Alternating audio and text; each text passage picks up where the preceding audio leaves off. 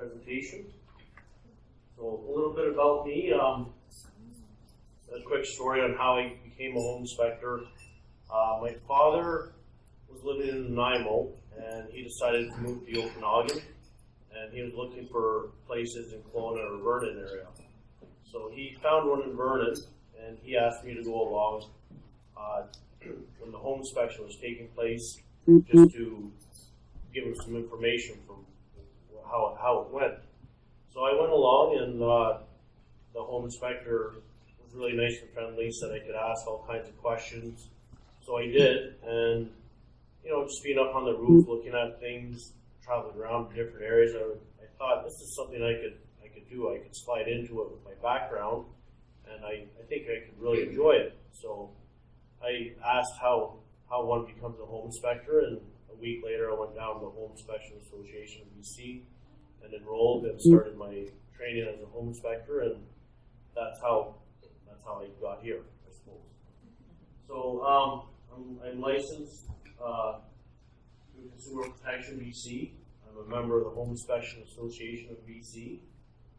I've lived in the Okanagan since '05, and as I mentioned, I was in the home construction industry before I transferred into home and building inspections. And I do understand that buying a home, it can be quite difficult, and I just like giving support to the realtors and the home buyer. I work in accordance with the home inspection scope of their scope and their code of ethics. And I just really make sure that I give all the information necessary to the client to make that informed decision when buying a home. So basically, a home inspection is a comprehensive visual examination of the home's overall structure and major components. So I look at everything from the foundation to the roof, and a couple examples like the roof. We look at the materials. We try to date, age the roof, how much life is left. The attic, the insulation. We look at the ventilation, if it's adequate, the insulation, the sheathing. The electrical part of the inspection, I actually take the cover off of the electrical panel. I look at all the breakers and the wires and make sure they're matched properly, that there's no concerns in there. The plumbing, we look for any evidence of leaks or potential leaks, unsuitable materials. The foundation, we look for cracks, we look for just anything odd, the interior, the exterior, the HVAC system, we test everything. I take the furnaces, the covers off, I look at the burners, make sure they're working, and we give it an age and expected life left in that component because they're quite costly to repair. Following the inspection, there's the report where we don't just report on deficiencies or problems. We explain what the problem is, we explain why it's an issue, and then what needs to be done to rectify that issue, and the time frame that it should be done. The purpose of the home inspection is just to give the client a better understanding of the home so they know what they're getting into, and all of that information can be negotiated into a better price if there's some high ticket items. So it just really gets you to know your home, what you can expect now and into the future.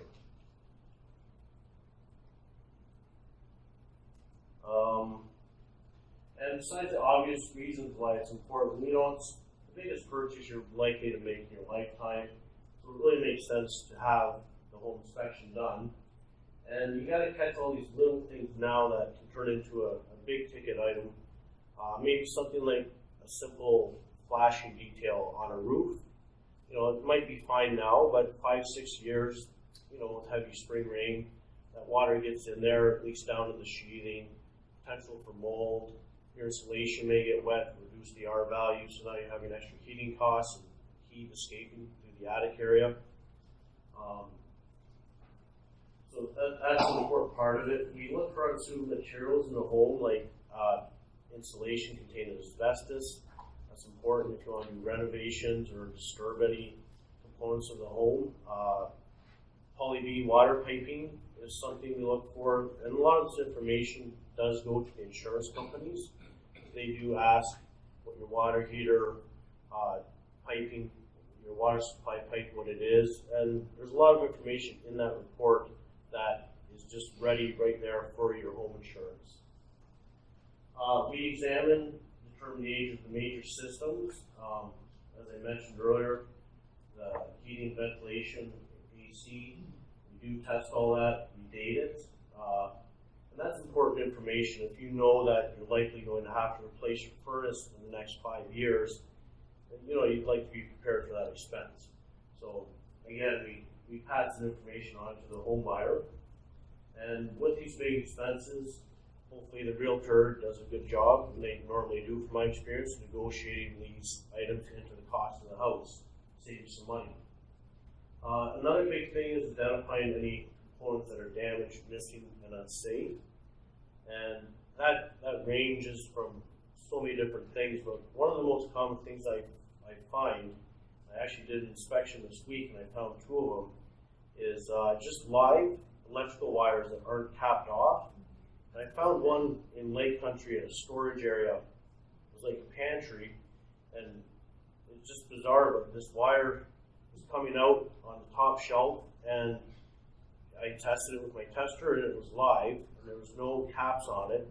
So really, someone could reach up there to grab something or put something there and get a shock. I don't know why it happens, but it does. And this week, I did an inspection. I found 2 wires, and it was right beside a music school. Well, the adjoining part of the building, it was a commercial inspection. Music school here with all these kids, and the next room over, which was open to the public, had 2 electrical wires, one out of the floor, one out of the wall, that were live. So I actually called the building maintenance manager and let him know this. It's just not safe, right? So we do look beyond normal things in the home and try to take care of everyone, really. And the services I offer, pre-purchase inspection, kind of covered that. Just, you'd like to know what you're getting into when you buy a home. Pre-sale inspection, I've done a few of those where the home has been sold, pre-inspected, and one person even had the report there, so everything about that home was on the table, and it actually helped the sale because there was no questions. New home inspection, you never know what you find on a new home. I've done $1 million plus new homes and found some pretty substantial issues with that. And that's nice, the builder can go through and fix all that and the client's happy. Commercial inspections, quite similar to a home inspection, except you look more at the bigger components of the building and the really expensive big cost items. And then there's also the safety side to that, where you have to look at the fire suppression systems, the alarm. You have to go over the maintenance records, make sure everything's been maintained, and if not, you have to report on that. So I really enjoy those. They're kind of fun, actually.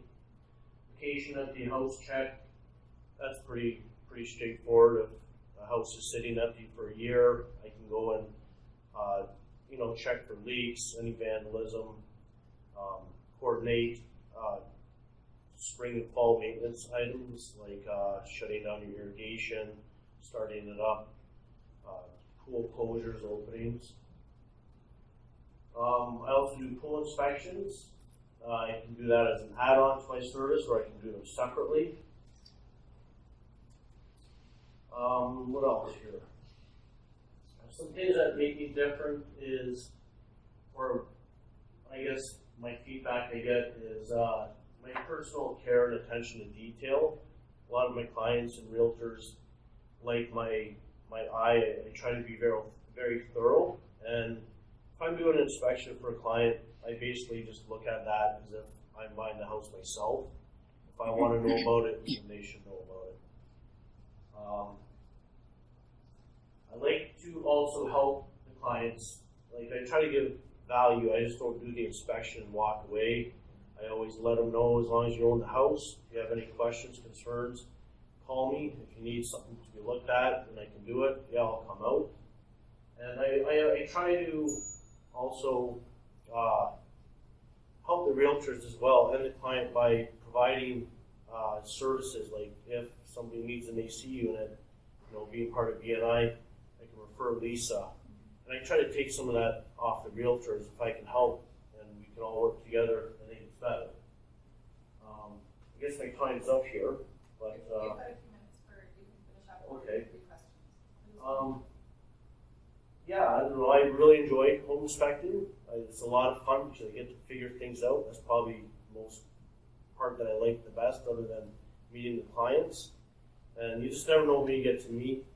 I look after a house in Vernon that I did an inspection for 2 years ago, and it's their summer home. They're retiring into it in I think 4 years from now.